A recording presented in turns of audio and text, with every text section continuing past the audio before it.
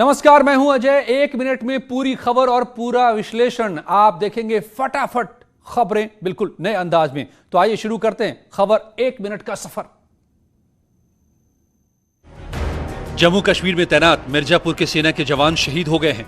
कश्मीर के बारामूला में हुए आतंकवादियों के साथ मुठभेड़ में जवान रवि सिंह शहीद हो गए। जवान का पार्थिव शरीर पहुंचने के बाद कल उनका अंतिम संस्कार किया जाएगा। मिर्जापुर के जिगना थाने के गौरा गांव के रहने वाले थे शहीद जवान रवि। सीएम योगी ने जम्मू कश्मीर के शहीद 4 जवानों को भावभीनी श्रद्धांजलि दी है।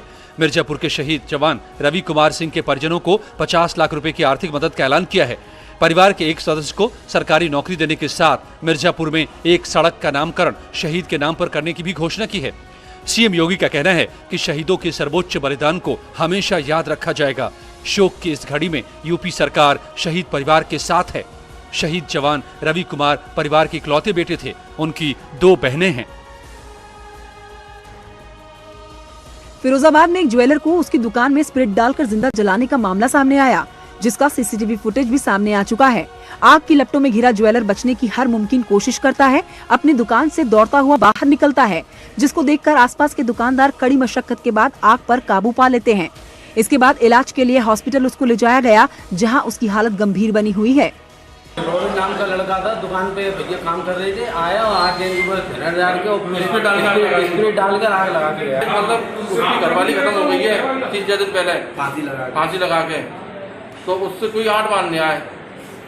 इसमें जो आग लगाई है, किसने आग लगाई है और क्यों लगाई है? जो उसकी मतलब इसके मौसी का लड़का है जो रोबिन, जिसने आग लगाई है। घटना द्वारकाधीश पुलिस चौकी के पास सराफा बाजार की है। जलाने का आरोप ज्वेलर के मौसेरे भाई रोबिन पर लगा है, जिसकी तलाश में पुलिस जुटी हुई है। पीड़ित राजेश वर्मा करीब 90% जल चुका है, जिसकी हालत गंभीर बनी हुई है और गंभीर हालत को देखते हुए ही हायर सेंटर उसको रेफर किया गया है। गैंगस्टर विकास दुबे के एक और गुर्गे ने आज कानपुर जिला कोर्ट में सरेंडर कर दिया। बिगरू कांड में शामिल धर्मेंद्र उर्फ धीरू दुबे पर पुलिस ने 1 लाख रुपए का इनाम घोषित किया हुआ था, जो चौबेपुर के 8 पुलिस कर्मियों के नरसंहार के बाद से फरार चल रहा था। यूपी पुलिस और एसटीएफ की टीम धर्मेंद्र की तलाश में जुटी थी, लेकिन सबको चकमा देते हुए धर्मेंद्र बाकायदा वकील की ड्रेस पहन के जिला कोर्ट पहुंच चुका था। जज के सामने उसने सरेंडर कर दिया। इस दौरान सरेंडर की सूचना पर पहुंची पुलिस की टीम से वकीलों की झड़प भी देखने को मिली। कोर्ट परिसर में एसटीएफ की टीम आने पर वकीलों ने सीजेएम से पुलिस की शिकायत भी की, जिस पर सीजेएम ने फोन कर स्थानीय पुलिस को मौके पर बुलाया। स्पेशल जज ने विकास दुबे के गुर्गे धर्मेंद्र दुबे को 14 दिन की न्यायिक हिरासत में भेज दिया है। आपको बता दें, 2-3 जुलाई को विकास दुबे और उसके गुर्गों ने 8 पुलिस कर्मियों की हत्या कर दी थी। इस पूरे मामले में पुलिस ने विकास दुबे समेत 6 अपराधियों को एनकाउंटर में मार गिराया, जबकि कई इनामी बदमाशों को गिरफ्तार किया गया है। कानपुर के बर्रा थाना इलाके में संजीत यादव अपहरण और हत्याकांड की गुत्थी अभी तक सुलझ नहीं पाई है। अब पुलिस पकड़े गए आरोपियों का narco test, brain mapping test कराने जा रही है, जिससे वारदात का पूरा सच सामने आ सके। इसी के साथ पुलिस एक बार फिर से पांडु नदी में सर्च ऑपरेशन शुरू करने जा रही है, जिससे संजीत का शव बरामद किया जा सके। दरअसल 22 जून को लैब टेक्नीशियन संजीत यादव का अपहरण हुआ था। 13 जुलाई को परिजनों के पास 30 लाख की फिरौती का फोन आया। परिजनों का दावा है कि पुलिस के कहने पर फिरौती की रकम दी गई, लेकिन पुलिस लगातार फिरौती से इनकार करती रही। फिरौती की रकम को लेकर अब तक असमंजस बरकरार है। वहीं संजीत के परिजन लगातार सीबीआई जांच की भी मांग कर रहे हैं। हालांकि पुलिस इस मामले में 4 आरोपियों को गिरफ्तार कर चुकी है, लेकिन परिजन पुलिस के दावे पर लगातार सवाल खड़े कर रहे हैं। कानपुर में पनकी थाना पुलिस का अजीबोगरीब कारनामा सामने आया। यहाँ गुड वर्क दिखाने की होड़ में पुलिस की मनमानी देखने को मिली। बताया जा रहा है कि वो बेकसूर युवक को उठाने पहुंची थी, जिसका लोगों ने विरोध किया, जिसके बाद गलती का एहसास होने पर पुलिसकर्मी बैरंग लौट आए।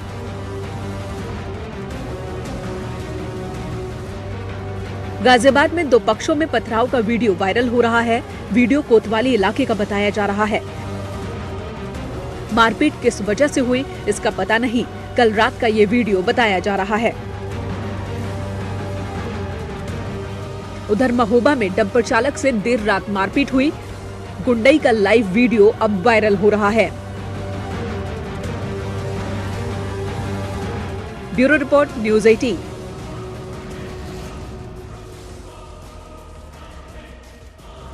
क्या हिंदुस्तान में एक महिला को अपनी मर्जी से शादी करने का हक नहीं है? ये सवाल हम इसलिए पूछ रहे हैं क्योंकि अलीगढ़ में एक महिला ने अपनी पसंद के लड़के से शादी की तो परिवार वाले बखेड़ा कर रहे हैं। बड़ी बहन आशिया का आरोप है कि दबाव डालकर उसकी बहन की दूसरे संप्रदाय के शख्स से शादी करा दी गई और बीजेपी की पूर्व मेयर छोटी बहन से मिलने नहीं दे रही हैं। धर्म परिवर्तन करवाया शकुंतला भारती पूर्व मेयर ने। लेकिन पूर्व मेयर ने आरोपों को खारिज कर दिया है। उन्होंने बताया है कि फैजी ने अपनी मर्जी से शादी की है। फैजी नाम की बिटिया थी जिसने अपनी मर्जी से हिंदू लड़के के साथ हिंदू रीति रिवाजों के साथ 7 फेरे लेकर के शादी की है। हद है, लड़की अपनी मर्जी से शादी कर सकती है और परिजन उसे जान से मारने की धमकी देते हैं। ऐसे में लड़की और उसके परिवार को जल्द से जल्द सुरक्षा मुहैया कराना जरूरी है। मेरठ में हॉरर किलिंग की कोशिश का मामला सामने आया है। महमूदपुर गढ़ी गांव में युवक ने अपने जीजा के साथ मिलकर बहन की गला रेतकर नहर में फेंकने की कोशिश की, लेकिन लोगों के पहुंच जाने से आरोपी उसे गंभीर हालत में छोड़कर फरार हो गए। युवती का दूसरी जाति के लड़के से प्रेम प्रसंग था, जिसके चलते उसके परिजन नाराज चल रहे थे। थाना किटौर के ग्राम महमूदपुर गढ़ी में जो लड़की घायल अवस्था में मिली थी, उनको भी डॉक्टरों द्वारा खतरे से बाहर बताया गया है और इन्होंने जिनको इस कृत्य में शामिल बताया था, इनके सगे भाई और इनके जीजा को, उन दोनों अभियुक्तों को भी थाना किटौर पुलिस द्वारा गिरफ्तार कर लिया गया। अब न्यूज़ 18 ने इस खबर को प्रमुखता से दिखाया तो पुलिस हरकत में आई और दोनों आरोपियों को गिरफ्तार कर लिया। आज भी हमारे समाज में हॉरर किलिंग जैसी घटनाएं सामने आ रही हैं, जो काफी शर्मनाक हैं। अफसोस कि वक्त बदलने के साथ लोगों की दकियानूसी सोच नहीं बदल रही है। निखिल अग्रवाल, न्यूज़ 18 मेरठ। शौक बड़ी चीज है, चाहे किसी की जान पर ही क्यों न बन जाए। कुछ ऐसा ही मामला ग्रेटर नोएडा के दादरी में सामने आया, जहां हाईवे पर कुछ लोग 2 घोड़ों की रेस कराते रहे। आगे आगे घोड़े तो पीछे पीछे बाइक सवारों का झुंड हल्ला मचा रहा था। हाईवे पर घोड़ा बग्गी को 2 लोग बेखौफ दौड़ाते नजर आ रहे थे। घोड़ों के आगे भी कई गाड़ियां चल रही थी, जबकि पीछे बाइकर्स का पूरा गैंग नजर आ रहा था। बाइक सवार युवकों ने हेलमेट भी नहीं पहन रखा था, जबकि इस घोड़ा रेस में शामिल एक वैन की खिड़की से बाहर निकलकर एक युवक वीडियो बना रहा था।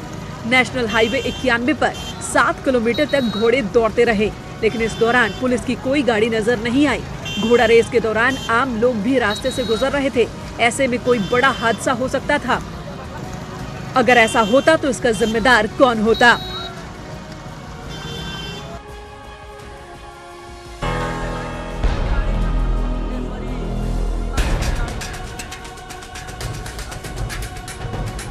प्रयागराज में एक हाथी ने जमकर तांडव मचाया। हाथी के गुस्से को देखकर लोग डरे सहमे दिखाई दिए। तस्वीरें उतराव थाना इलाके के सदेरपुर की है, जहां पिछले 2 दिन से एक हाथी गांव में आतंक का पर्याय बना घूम रहा है। हाथी के पैर में जंजीर बंधी हुई है। हाथी पहले एक घर के पास आता है, थोड़ी देर तक जायजा लेता है, जिसके बाद हाथी अपना सिर घर की दीवार पर टिकाता है।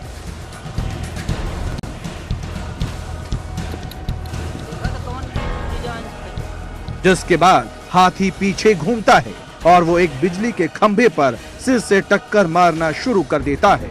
पल भर में खंभा टूट जाता है, लेकिन गजराज का गुस्सा कम नहीं होता और वो खंभे को पूरी तरह से तोड़ डालता है। यूपी सरकार की कैबिनेट बैठक में एमएसएमई एक्ट में बड़े बदलाव किए गए हैं। बदले हुए अधिनियम का नया नाम उत्तर प्रदेश सूक्ष्म लघु एवं मध्यम उद्यम अधिनियम 2020 होगा। नए एक्ट के तहत प्रदेश में एमएसएमई सेक्टर में उद्योग लगाना आसान होगा। योगी सरकार का प्रदेश में लघु उद्योगों के माध्यम से रोजगार के अधिक अवसर पैदा करने तथा प्रदेश की अर्थव्यवस्था को $1 ट्रिलियन तक ले जाने की ओर बड़ा कदम उठाया गया है। अभी तक उद्यमियों को लगभग 29 विभागों से करीब 80 एनओसी लेनी पड़ती थी, लेकिन अब केवल एक एनओसी से 1000 दिन तक उद्योग चलाया जा सकेगा। बाकी एनओसी हासिल करने के लिए 900 दिन का वक्त दिया गया है। नए कानून के जरिए अगले वर्ष में 15 लाख नए रोजगार मुहैया करवाने का लक्ष्य रखा गया है। इस दौरान वो उद्योग भी चलाएंगे और निवेश मित्र पोर्टल के माध्यम से उन्हें समयबद्ध तरीके से अनापत्ति अभी दी जाती रहेगी। एक साल में लगभग 15 लाख से अधिक लोगों को लघु उद्योगों के माध्यम से रोजगार देने का लक्ष्य है। यूपी विधानसभा का सत्र 20 अगस्त से शुरू होने जा रहा है। विधानसभा अध्यक्ष हृदय नारायण दीक्षित ने कहा है कि सत्र की सभी तैयारियां पूरी कर ली गई हैं। विधानसभा अध्यक्ष ने कहा कि सदन में करीब 600 कर्मचारी हैं, सभी का कोविड टेस्ट करा लिया गया है। कोविड के कारण ये सत्र बेहद संवेदनशील हो गया है, इसलिए हमने सभी माननीय सदस्यों की जांच के लिए भी उनके विधायक निवास के पास जांच की व्यवस्था की है। विधानसभा अध्यक्ष के मुताबिक सोशल डिस्टेंसिंग के नियमों का पालन करने के लिए विधायकों की सीट के बीच 1 सीट का गैप रहेगा। इस वजह से लॉबी एरिया और दर्शक दीर्घा का भी इस्तेमाल किया जाएगा। नियमों के मुताबिक 6 महीने के भीतर सत्र बुलाना जरूरी होता है, इसलिए 3 दिन का ये सत्र बुलाया जा रहा है। यूपी में सरकारी संपत्तियों को नुकसान पहुंचाने वालों की अब खैर नहीं। योगी सरकार ने दंगे और हंगामे के दौरान सरकारी और निजी संपत्ति को नुकसान पहुंचाने वालों से हर्जाना वसूली के लिए 2 ट्रिब्यूनल का गठन किया। लखनऊ और मेरठ में ये ट्रिब्यूनल बनाए गए हैं। प्रदर्शन करें, आप धरना दें, लेकिन आप किसी की प्रॉपर्टी की क्षति करें, वो किसी भी संविधान में वो अनिवार्य नहीं है। ट्रिब्यूनल पर सियासत भी शुरू हो गई है। विपक्ष ने ट्रिब्यूनल को लेकर सरकार पर निशाना साधा। ये सरकार कोरोना काल में भी सिर्फ हिंदू और मुसलमान करके ध्रुवीकरण चाहती है, इसके अलावा कुछ नहीं। उत्तर प्रदेश के अंदर में लगातार हत्याएं होती जा रही है, छोटी छोटी बच्चियों के साथ अन्याय होकर हत्या हो जाती है। ये बताइए, जिस घर का चिराग बुझ जाता है, परिवार बर्बाद हो जाता है, उसकी क्षतिपूर्ति कैसे होगी? प्राधिकरण का गठन उपद्रवियों के खिलाफ एक बड़ा कदम है। जिन जिन लोगों की संपत्तियों को नुकसान पहुंचा है, वे इस ट्रिब्यूनल में क्लेम करेंगे। राम मंदिर निर्माण के लिए राम भक्तों ने अपने खजाने खोल दिए हैं। कोई चांदी और सोने की शिला राम मंदिर के लिए चढ़ा रहा है, तो मध्य प्रदेश के इंदौर के एक बड़े कारोबारी ने राम मंदिर के निर्माण के लिए पोकलैंड मशीन को दान में दिया है। राम मंदिर के भव्य निर्माण में हर कोई अपना सहयोग देना चाहता है। ऐसे में मंदिर ट्रस्ट से जुड़े लोग इस आस्था का पूरा सम्मान कर रहे। अरे हर आदमी देने को तैयार बैठा, जो बना रहा है, तो पोकलैंड कोई बड़ी चीज नहीं है उसके लिए, उससे भी बड़ी बड़ी मशीनें आएंगी। पोकलैंड मशीन राम जन्मभूमि परिसर में पहुंच गई है, जिसका इस्तेमाल नींव की खुदाई में किया जाएगा। इस मशीन में भगवान राम की तस्वीर भी छपी है। 20 अगस्त को दिल्ली में निर्माण समिति की बैठक प्रस्तावित है। इस बैठक के बाद मंदिर निर्माण के कार्य में तेजी आएगी। लखनऊ में स्कूल फीस माफी को लेकर वकीलों ने जोरदार प्रदर्शन किया। कोरोना काल में स्कूल कॉलेजेस बंद हैं, इसके बावजूद अभिभावक हर महीने बच्चों की फीस भर रहे हैं, जिसको लेकर न्यूज 18 की मुहिम स्कूल फीस आधी करो को जन समर्थन मिल रहा है। लखनऊ में सेंट्रल बार एसोसिएशन से जुड़े वकीलों ने स्कूल फीस आधी करने की मांग को लेकर प्रदर्शन किया। वकीलों के 2 गुटों ने विधानसभा की तरफ कूच किया, लेकिन पुलिस ने वकीलों के एक गुट को परिवर्तन चौक पर और दूसरे गुट को बापू भवन के पास ही रोक लिया। वकीलों ने विधान भवन की ओर कूच करने की कोशिश की, लेकिन पुलिस ने उन्हें आगे बढ़ने नहीं दिया। इस दौरान पुलिस और प्रदर्शनकारियों के बीच में तीखी नोकझोंक भी हुई, जिसके बाद प्रदर्शनकारी सड़क पर ही बैठ गए, नारेबाजी करने लगे। वकीलों ने स्कूल फीस को आधी करने की मांग की। वकीलों के प्रदर्शन को देखते हुए हजरतगंज का पूरा इलाका छावनी में तब्दील हो गया। वकीलों ने फीस को लेकर स्कूलों की मनमानी पर लगाम नहीं लगाए जाने पर उग्र आंदोलन की भी चेतावनी दी। सुप्रीम कोर्ट ने पीएम केयर्स फंड को एनडीआरएफ में ट्रांसफर करने की मांग खारिज कर दी। याचिकाकर्ताओं को सुप्रीम कोर्ट से झटका लगा है। सुप्रीम कोर्ट ने अपने फैसले में कहा कि पीएम केयर्स फंड भी चैरिटी फंड है, लिहाजा रकम ट्रांसफर करने की जरूरत नहीं। आज सुप्रीम कोर्ट ने अपने रिजर्व जजमेंट को सुनाया है। There is no statutory prohibition on contributions made to NDRF and the contribution to PM Care Fund are voluntary. Funds collected by PM Care Fund are entirely different, and these funds are funds of charitable trust. This fund need not be transferred. केंद्र सरकार ने 8 जुलाई को शीर्ष अदालत के समक्ष दायर अपने हलफनामे में इस तर्क को खारिज कर दिया था। सरकार ने कहा था कि पीएम केयर्स फंड राहत कार्य करने के लिए स्थापित एक कोष है और अतीत में इस तर्ज पर कई ऐसे कोष बनाए जा चुके हैं। वाराणसी का मड़ुआडीह रेलवे स्टेशन अब बनारस के नाम से जाना जाएगा। केंद्रीय गृह मंत्रालय ने स्टेशन का नाम बदलने के प्रस्ताव को हरी झंडी दे दी है। आदेश भी जारी कर दिया गया है। एयरपोर्ट जैसी सुविधाओं से लैस मड़वाडीह स्टेशन पूर्वोत्तर रेलवे के आदर्श स्टेशनों में शामिल है। 8 प्लेटफॉर्म वाले इस स्टेशन से नई दिल्ली, ग्वालियर, खजुराहो के लिए कई ट्रेनों का संचालन होता है। इनमें Shivganga Express, Bundelkhand Express, link Express शामिल हैं। स्थानीय लोग लंबे समय से स्टेशन का नाम बनारस करने की मांग कर रहे थे। जब से मैंने सुना है तो अंदर से प्रफुल्लित हो रहा हूँ मैं, बहुत ज़्यादा उत्साह भी हो रहा और अच्छा भी लग रहा है, क्योंकि जो बनारस है ये बिल्कुल ठेठ है बनारस। मोदी सरकार के पिछले कार्यकाल के दौरान तत्कालीन रेल राज्य मंत्री मनोज सिन्हा ने मड़वाडीह स्टेशन का नाम बदलकर बनारस करने का ऐलान किया था। इसके लिए उन्होंने मुख्यमंत्री योगी आदित्यनाथ को चिट्ठी भी लिखी थी। इसके बाद अगस्त 2019 में तत्कालीन डीएम सुरेंद्र सिंह ने सरकार को नाम बदलने की सिफारिश की थी। हालांकि माना जाता है कि मड़वाडीह का नाम मांडवी ऋषि के नाम पर पड़ा था। जालौन में निजी स्कूल की मनमानी सामने आई है। पाबंदी के बावजूद निजी स्कूल खुले रहे। इतना ही नहीं, 50 से ज्यादा बच्चों को पढ़ाया जा रहा है, वो भी बगैर मास्क के। बच्चों की क्लास में सोशल डिस्टेंसिंग का कहीं कोई नजारा नहीं है। बच्चों और स्कूल का वीडियो सोशल मीडिया पर वायरल हो रहा है। डीएसए जालौन ने स्कूल प्रबंधन और प्रिंसिपल के खिलाफ कार्रवाई के निर्देश दिए हैं। पूरा मामला माधोगढ़ थाना इलाके के गांव मिझौना स्थित गायत्री बाल विद्या मंदिर का है। कोरोना के चलते 22 मार्च से स्कूल कॉलेज खुलने में पाबंदी है, लेकिन इस तरह स्कूल की मनमानी बच्चों की सेहत के साथ सीधा खिलवाड़ है। अब देखना है कि प्रशासन इस गंभीर मामले का कितनी जल्दी संज्ञान लेकर कार्रवाई करता है।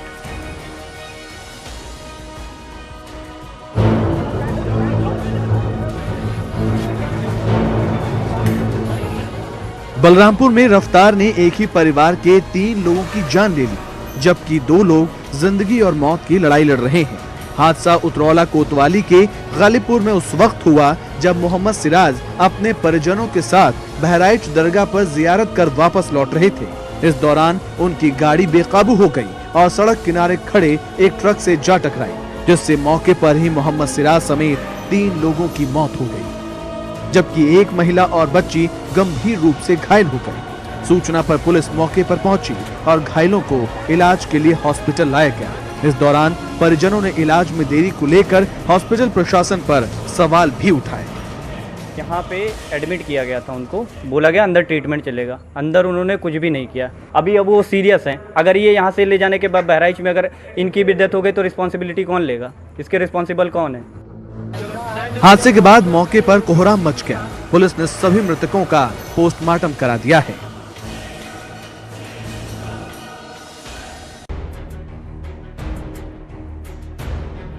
चंदौली में बिजली विभाग के कर्मचारी और अधिकारियों की ओर से चलाए जा रहे चेकिंग अभियान के तहत जब टीम चौरहाट गांव के पीरू शहीद मजार के पास पहुंची, तभी वहां कुछ दबंग लोगों ने बिजली विभाग के कर्मचारियों और अधिकारियों पर हमला कर दिया। इसमें कुछ कर्मचारियों को हल्की चोटें भी आ गईं। चांदी तारा से लेकर कई गांव में रात में चेकिंग की गई। जब ये लोग सुबह चौरहट गांव पहुंचे तो वहां चेकिंग के दौरान कुछ लोगों से पहले कहासुनी हुई। उसके बाद 40 से 50 की संख्या में दबंगों ने एक साथ कर्मचारियों के ऊपर हमला कर दिया। इस मामले में बिजली विभाग की ओर से 4 नामजद और 40 अज्ञात लोगों के खिलाफ मुकदमा दर्ज कराया गया है। विभाग को काफी दिनों से इस इलाके में बिजली चोरी की शिकायत मिल रही थी। यही वजह है कि पूरे डिवीजन के कर्मचारियों और अधिकारियों की तरफ से लगातार चेकिंग अभियान चलाया जा रहा था, तभी ये वारदात हो गई। नितिन गोस्वामी, न्यूज़ 18, चंदौली। बरेली में सिपाही के बर्थडे पार्टी के दौरान कैंट थाने में तैनात दारोगा संजय सोमवंशी संदिग्ध परिस्थितियों में गोली लगने से घायल हो गए। बाद में दारोगा को निजी अस्पताल में भर्ती कराया गया, जहां उनका इलाज चल रहा है। गोली संदिग्ध परिस्थितियों में लगी है। अभी प्रथम दृष्टया ये बताया जा रहा है कि किसी प्राइवेट फंक्शन में ये थे और इसमें इनको गोली लगी। इलाज के लिए इनको हॉस्पिटल भेजा गया है। प्रथम दृष्टया डॉक्टरों ने जो बताया है उसमें इनको खतरे से बाहर बताया जा रहा है। पार्टी के दौरान शराब के नशे में दारोगा ने इंस्पेक्टर कैंट धर्मेंद्र सिंह पर कई आरोप लगाए। इस मामले में कोरोना को रोकने के लिए भले ही सरकार ने समारोह पर रोक लगा रखी हो, लेकिन कुशीनगर में एक एसडीएम ने अपनी जन्मदिन पार्टी में तमाम कायदे कानूनों को ताक पर रख दिया। कप्तानगंज तहसील में एसडीएम के पद पर तैनात अरविंद कुमार ने अपनी बर्थडे पार्टी में लॉकडाउन और सोशल डिस्टेंसिंग का जमकर मखौल उड़ाया। बर्थडे पार्टी में बज रहे डीजे की धुन पर मेहमान जमकर नाचते गाते रहे। एसडीएम साहब शायद ये भूल गए कि वो लोक सेवक हैं और उनके ऊपर सरकार के नियमों का पालन कराने की जिम्मेदारी है। 16 अगस्त लॉकडाउन के दिन आयोजित एसडीएम साहब की बर्थडे पार्टी में कप्तानगंज थाने के एसओ साहब भी मौजूद थे और तो और तहसील के ज्यादातर लेखपाल और स्थानीय लोग साहब को केक खिलाने के चक्कर में एक दूसरे पर चढ़े जा रहे थे। एसडीएम साहब भी अपने जन्मदिन की पार्टी में कुछ इस कदर खुमार थे कि डूबे हुए नजर आए और उनको कुछ भी दिखाई नहीं पड़ रहा था। इतना भी दिखाई नहीं पड़ रहा था कि लॉकडाउन और सोशल डिस्टेंसिंग के नामों पर सभी नियमों की धज्जियां उड़ाई जा रही हैं। तो यहाँ जारी है लगातार खबरों का सिलसिला। नमस्कार।